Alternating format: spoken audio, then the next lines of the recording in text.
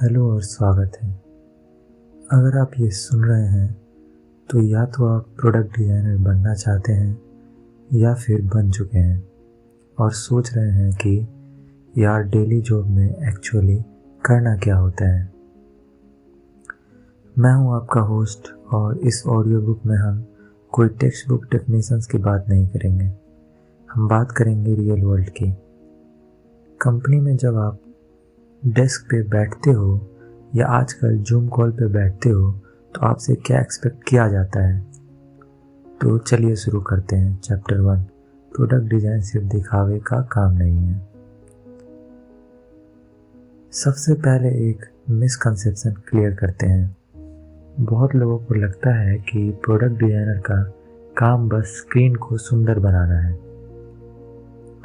लोग सोचते हैं कि हम बस ड्रिबल के लिए शॉर्ट बनाते हैं, अच्छे कलर्स चूज करते हैं और फ़ॉन्ट्स के साथ खेलते हैं। सच बताऊं, ये काम का शायद बस 20% हिस्सा है। अगर आपको लगता है कि आपको जॉब सिर्फ फोटोशॉप या फिग्मा में रेक्टेंगल्स ड्रॉ करना है तो बॉस आप गलत फील्ड में आ गए हो। वो तो आर्टिस्ट का काम है।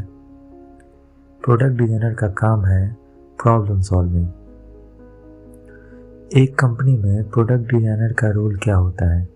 सोचिए आप एक ब्रिज हो, एक पुल। एक तरफ है यूजर, वो इंसान जिसको प्रॉब्लम हो रही है, जिसको आपका ऐप या वेबसाइट यूज करना है।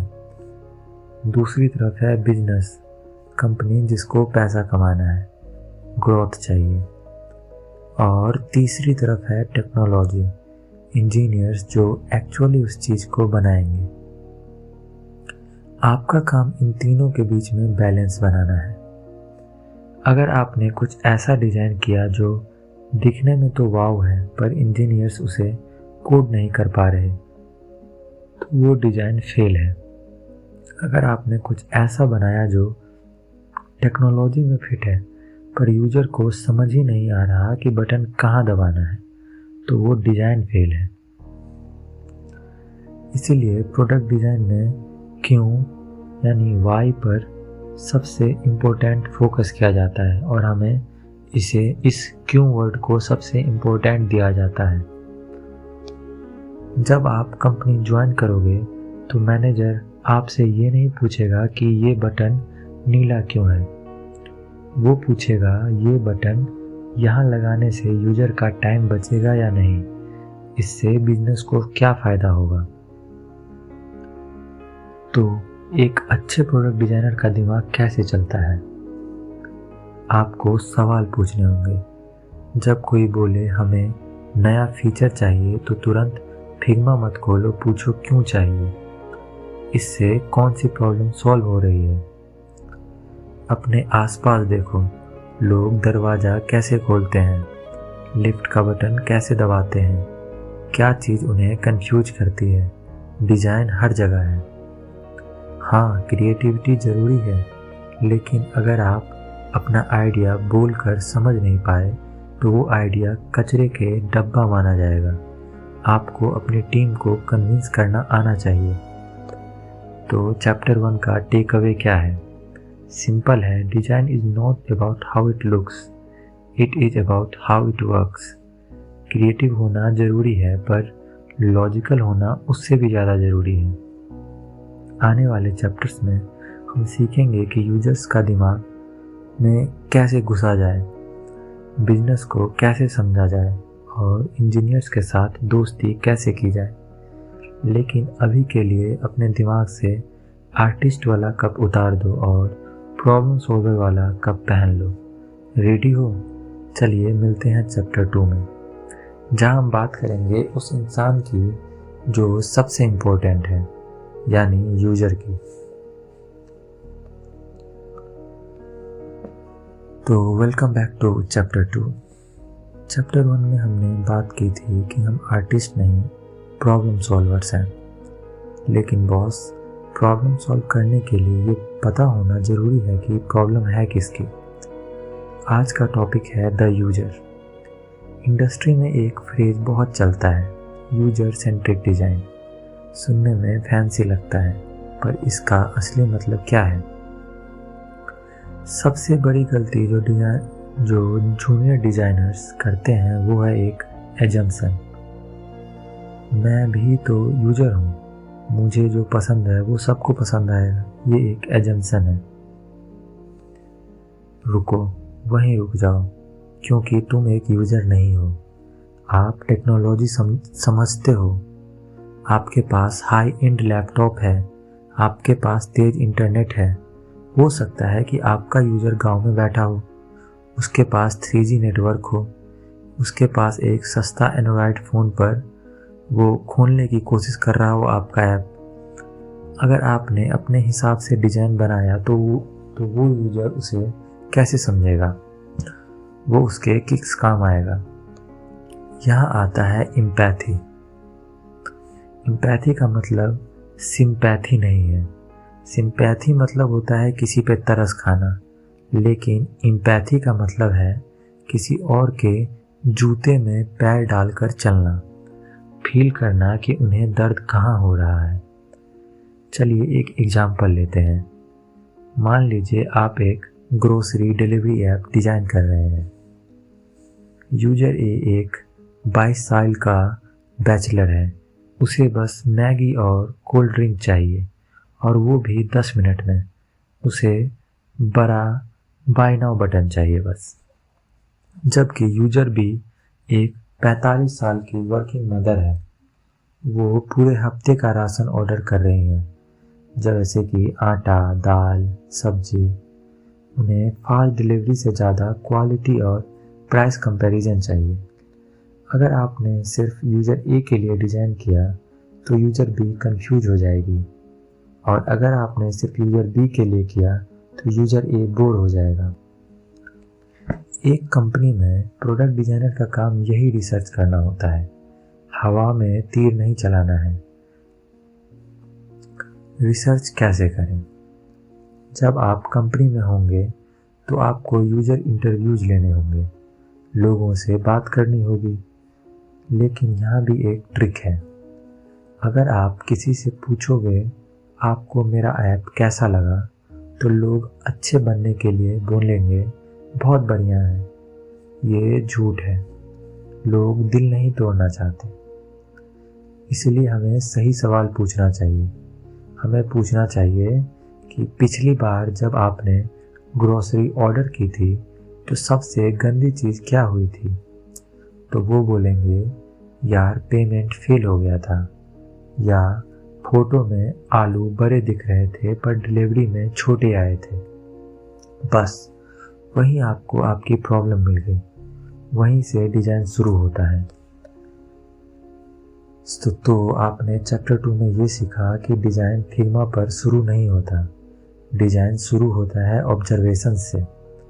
कंपनी में लोग आपसे पूछेंगे डेटा क्या है, रिसर्च क्या है, तो अगली बार आप ये जवाब देंगे कि सीधा टूल्स मत खोलिएगा।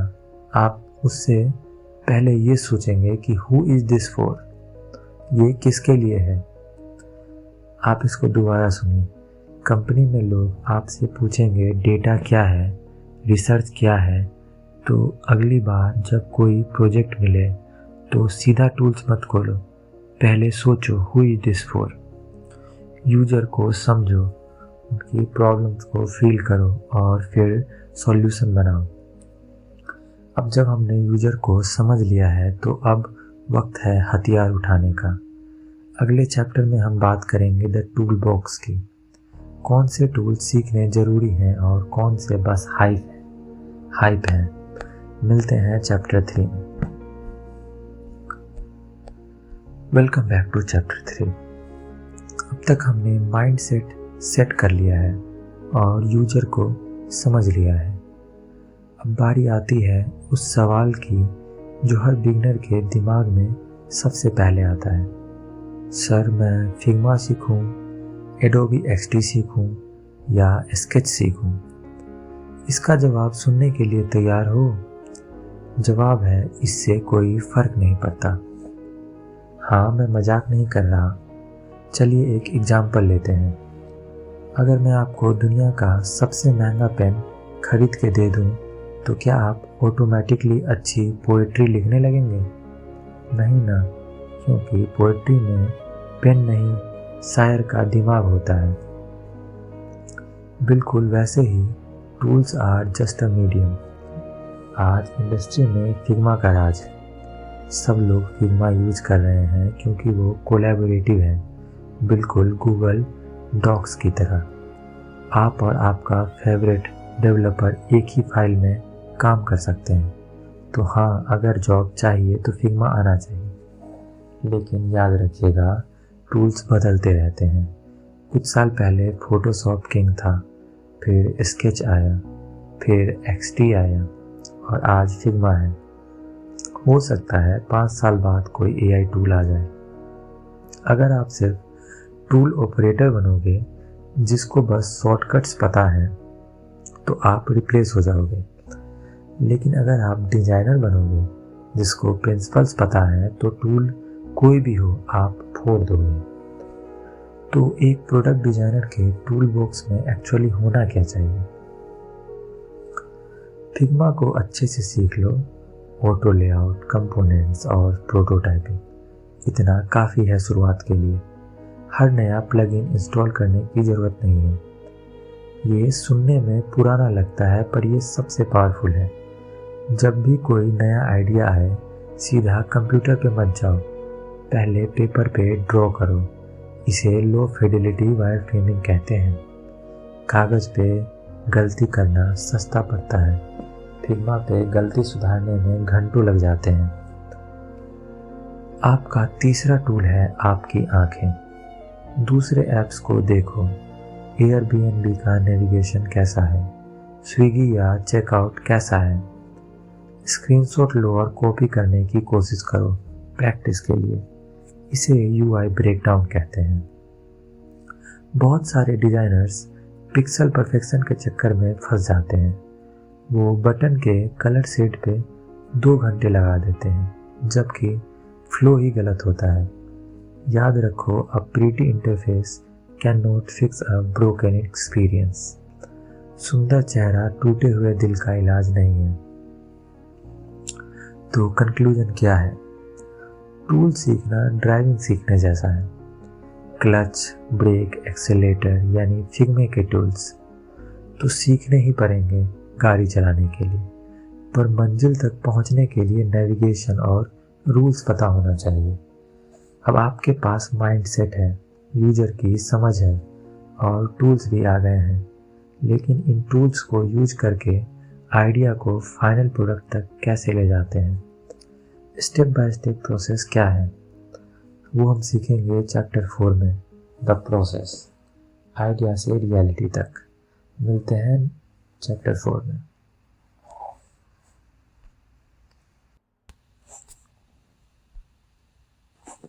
Welcome back to chapter 4।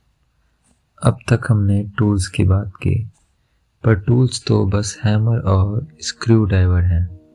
अब हम बात करेंगे ब्लूप्रिंट की। एक बिल्डिंग सीधा ईंट रख के शुरू नहीं होती। पहले नक्शा बनता है, फिर ढांचा खड़ा होता है और लास्ट में पेंट होता है। प्रोडक्ट डिज़ाइन में इस प्रोसेस को हम अक्सर डिज़ाइन थिंकिंग या डबल डायमंड कहते हैं, पर हेवी वर्ड्स छोड़ते हैं, सिंपल भाषा में समझते हैं। जब आपको कंपनी में काम मिलेगा तो प्रोसेस कुछ ऐसा दिखेगा। स्टेप 1, वायर फ्रेमिंग, इसको द स्केलेटन भी कहते हैं। याद है मैंने चैप्टर 3 में पेन और पेपर की बात की थी, वो यहाँ काम आएगा। वायर फ्रेम का मतलब है आप ऐप का ढांचा। इसमें ना कलर्स होंगे ना इमेजेस, सिर्फ डब्बे और टेक्स्ट। सोचिए आप एक घर बना रहे हैं। वायर फ्रेम का मतलब है ये डिसाइड करना कि किचन कहाँ होगा और बाथरूम कहाँ। दीवार का रंग बाद में डिसाइड करेंगे। अगर आप सीधा कलर करने लग गए तो क्लाइंट बोलेगा किचन यहाँ नहीं वहाँ चाहिए, और आपको पूरी मेहनत दोबारा करनी पड़ेगी। इसलिए पहले लो फिडेलिटी वायर फ्रेम्स बनाओ, ग्रे और ब्लैक कलर में। फोकस सिर्फ लेआउट और स्ट्रक्चर पे होना चाहिए। स्टेप 2 विजुअल डिज़ाइन, इसे हम द स्किन भी बोलते हैं। जब वायरफ्रेम अप्रूव हो जाए तब खोलो अपना फिग्मा। अब डालो कलर्स, टाइपोग्राफी, इमेजेस और आइकन्स। इसे हम हाई फिडेलिटी डिज़ाइन कहते हैं। यहाँ आपको ब्रांड गाइडलाइंस फॉलो करनी पड़ती हैं। अगर कंपनी का लोगो लाल है तो आप अपनी मर्जी से पर्पल बटन नहीं लगा सकते। Consistency is king.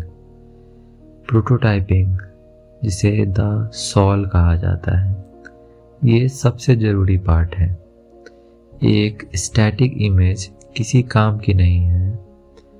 डेवलपर्स और स्टेक होल्डर्स को दिखाना पड़ता है कि बटन दबाने पे क्या होगा।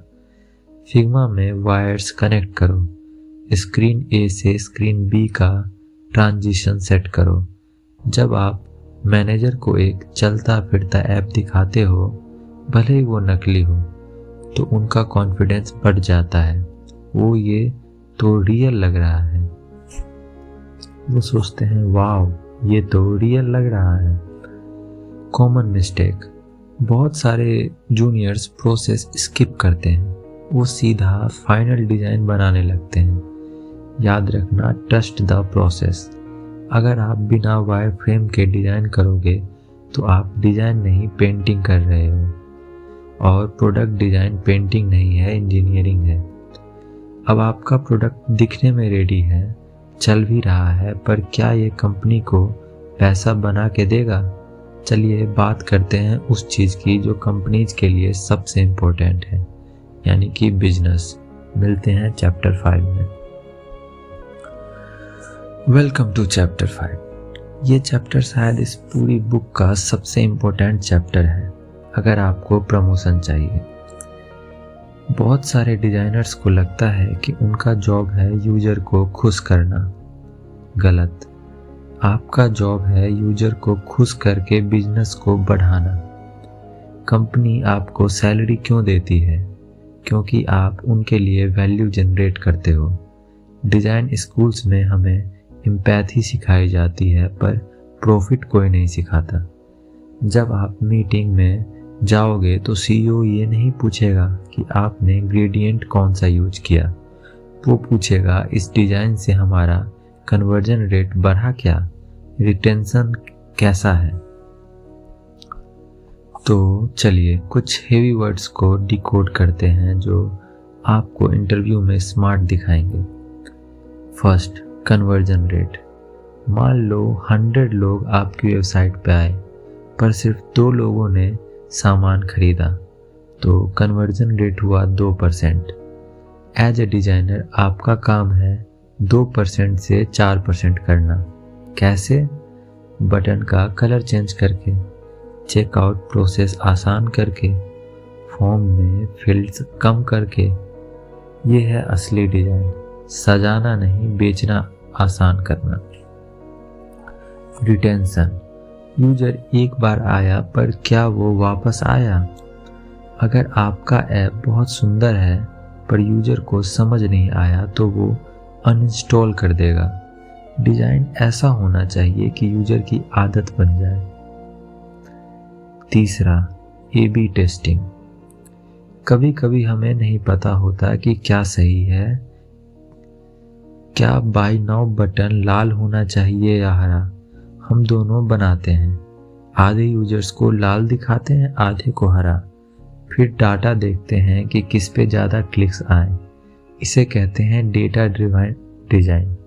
हवा में बातें नहीं करनी, नंबर्स बोलते हैं। कभी कभी बिजनेस और यूजर के बीच में लड़ाई होती है। यूजर चाहता है कि कोई एड्स ना दिखे, लेकिन बिजनेस चाहता है कि हर जगह एड्स हों। एक प्रोडक्ट डिज़ाइनर होने के नाते आपको नेगोशिएट करना पड़ता है। आपको बोलना पड़ेगा, सर अगर हम यहाँ ऐड लगाएंगे तो यूजर भाग जाएगा, तो लॉन्ग टर्म में नुकसान होगा। याद रखिए, good design is good business. अगर आप डिज़ाइन को बिजनेस गोल्स से जोड़ पाए तो आप सिर्फ एक डिज़ाइनर नहीं रहोगे, आप एक पार्टनर बन जाओगे। अब जब आप बिजनेस समझ गए तो अब आती है सबसे मुश्किल काम कि लोगों से बात करना। इंजीनियर्स और मैनेजर्स को कैसे हैंडल करें, वो हम सीखेंगे चैप्टर 6 में, यानी कम्युनिकेशन स्किल्स में।